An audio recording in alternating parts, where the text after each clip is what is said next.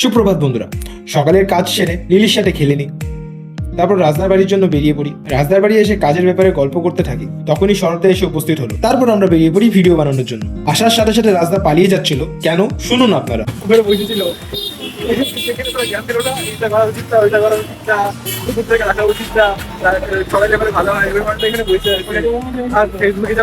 Script বুঝাচ্ছিল শরৎদা, আর আমি কি, আমি তো এমনি এসেছি যাতে শুট শুরু হলে ওদের ব্যাগের সিকিউরিটি দিই আর কি। তারপর হাঁটা শুরু করে দিই। শুট শেষ হয়ে গেছে, কিন্তু শুট শেষ হয়নি। আমি ফ্রি পকেটে আসছি, বাড়িতে আরাম করতাম আমি। ওই কুটুর চিজতে কি হবে না, তো খেয়েছিস তো? দেখুন কত দূর চলে গেছে আমাকে না বলে। রাজদার পাগলামো দেখে শরৎদা টোটো চালক হয়ে যায়। অনেকক্ষণ ধরে শুট করার পর ফাইনালি শুট শেষ করে বাড়ির জন্য বেরিয়ে পড়ি। বাড়ি পৌঁছে রেস্ট নিয়ে বেরিয়ে পড়ি জিমের জন্য। জিম পৌঁছে এক্সারসাইজ শুরু করে দিই। তার মাঝে আমার জিম বাডিস আমাকে ঠেকুয়া দেয়। Thank you buddies. তো হাজবেন্ড জিম করতে আসছে, তো হ্যাঁ করে বাস এই হাসি।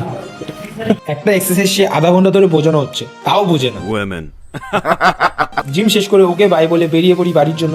বাড়ি পৌঁছে ফ্রেশ হয়ে জানতে পারি রাতের রান্না করা হয়নি, বিকজ মা উপোস আর বাবা অন্য কাজে ব্যস্ত ছিল। তাই আমি বলি ভাত ভাজা বানিয়ে ফেলি। তখন বাবাও হেল্প করতে এসে যায়। এমন সময় খুব কম পাওয়া যায় যখন বাবা আর আমি মিলে রান্না করি। বাবা ভিডিও বানানো পছন্দ করে না, তাও আমি লুকিয়ে করে নিয়েছি। খাবার রেডি করে খেয়ে নিয়ে আজকের মতো ব্লগ এখানে শেষ করি। ভালো লাগলে সাপোর্ট করবেন, আর ফলো আর সাবস্ক্রাইব করবেন।